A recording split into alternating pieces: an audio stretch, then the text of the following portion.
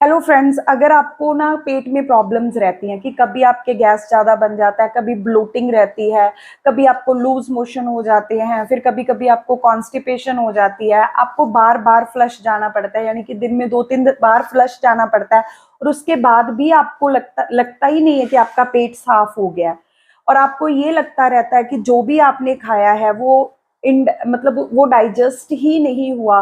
तो ये वीडियो आपके लिए, आप प्लीज इस वीडियो को एंड तक जरूर देखें, क्योंकि अगर ये सारे सिम्टम्स आपको है ना, इसका मतलब आपको इरिटेबल बाउल सिंड्रोम भी हो सकता है।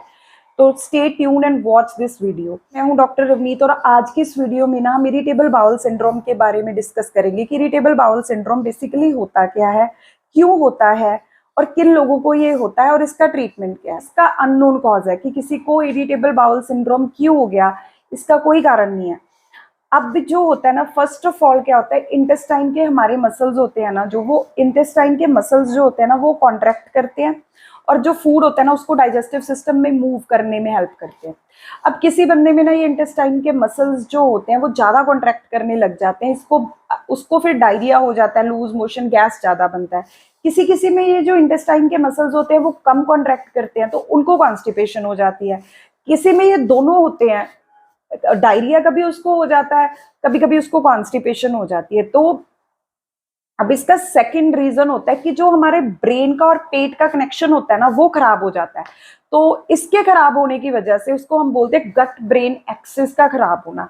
तो जो है हमारा ब्रेन हमारे इंटेस्टाइन को अच्छी तरह से मैसेज ही नहीं दे पाता और जो है आपको आईबीएस के सिम्टम्स आने शुरू हो जाते हैं।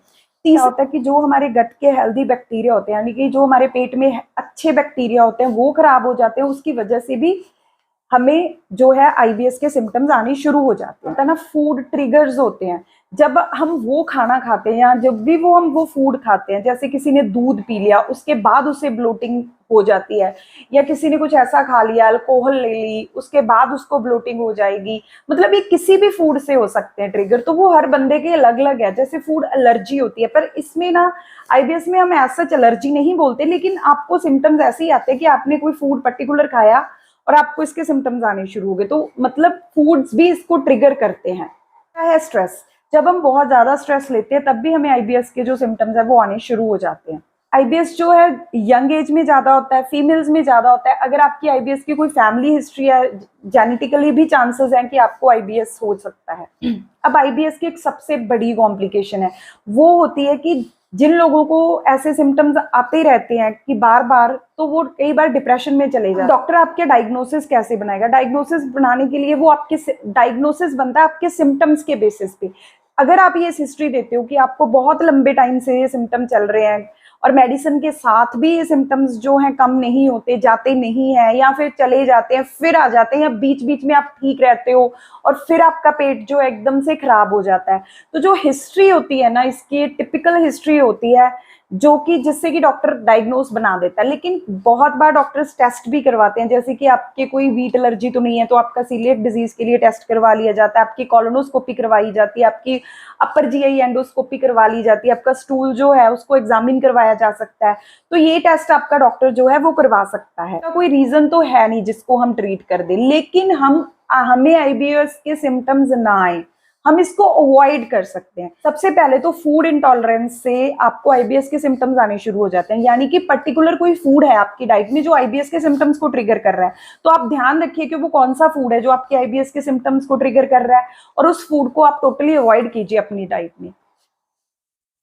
सेकंड होता है ना कि आप हाई फाइबर डाइट लीजिए। आप डाइट में भी फाइबर ज्यादा ले सकते हैं, जैसे आपने बहुत फ्रूट्स खा लिए, कुकम्बर खा लिया, सैलेड एक्स्ट्रा आपने ऐड कर लिया, जितने भी फाइबर रिच फूड हैं वो अपनी डाइट में आपने इंक्लूड कर लेने हैं। उसके बाद क्या है कि अगर इससे भी आपके आईबीएस के सिम्टम्स नहीं जा रहे तो आप उसके लिए अपना फिर सप्लीमेंट्स भी ले सकते हो, जैसे इसबगोल हो गया, वो बहुत एक अच्छा फाइबर है, तो रात को आप उसको भी दूध के साथ ले सकते हो। अगर आपको दूध अगर आपके आईबीएस के सिम्टम को ट्रिगर कर रहा है तो आप उसको लॉट ऑफ फ्लूइड के साथ, अदर फ्लूइड्स के साथ, पानी के साथ भी ले सकते हो। प्रोबायोटिक सप्लीमेंट्स, जो प्रोबायोटिक होते हैं ना वो अच्छे बैक्टीरिया होते हैं। तो जैसे ये रिसर्च ने पाया है कि कई बार क्या होता है कि उनका जो हेल्दी फ्लोरा होता है आईबीएस वाले पेशेंट्स का, जो उनके हेल्दी बैक्टीरिया होते हैं वो कम होते हैं, तो आप उन हेल्दी बैक्टीरिया को प्रोबायोटिक्स खा के पूरा कर सकते हैं। तो प्रोबायोटिक सप्लीमेंट आप अपनी डाइट में लेनी शुरू कर दीजिए।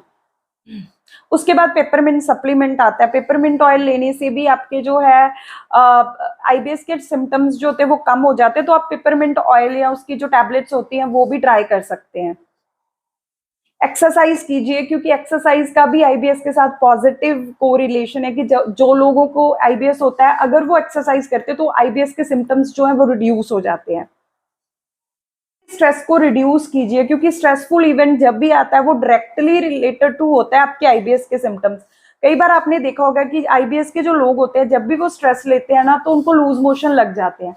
तो ऐसे ही किसी को कॉन्स्टिपेशन भी हो जाती है। तो अपने स्ट्रेस को कम कीजिए, योगा कीजिए, मेडिटेशन कीजिए, अपने लव्ड वंस के साथ टाइम स्पेंड कीजिए, हर तरह से खुश रहने की कोशिश कीजिए। क्योंकि अगर आपके माइंड में स्ट्रेस कम होगा तो आपका जो ब्रेन और गट का एक्सिस है वो अच्छा काम करता है और आपके आईबीएस के सिम्टम्स कम हो सकते हैं। इन सबके साथ यानी कि आपने जो है हाई फाइबर डाइट ले ली, प्रोबायोटिक्स ले लिए, फूड ट्रिगर्स अवॉइड करके एक्सरसाइज भी करने लग गए आप और आपने अपना स्ट्रेस भी कम कर दिया और आपको जो आईबीएस के सिम्टम्स नहीं जा रहे हैं तो आप अपने डॉक्टर के पास जाइए, चेक करवाइए। आपको कोई और प्रॉब्लम्स भी हो सकती हैं तो वो जो आपके जो भी लैब टेस्ट इन्वेस्टिगेशंस बनती होगी डॉक्टर करवा के आपको प्रॉपर डायग्नोसिस बनाएंगे कि हो सकता है आपको आईबीएस ना हो, कोई और प्रॉब्लम हो। अगर आपको ये वीडियो अच्छी लगी हो तो प्लीज़ मेरे चैनल को सब्सक्राइब कर दीजिए। नेक्स्ट वीडियो आपको कौन से हेल्थ रिलेटेड टॉपिक में चाहिए वो मुझे कमेंट बॉक्स में छोड़ दीजिए। Thank you.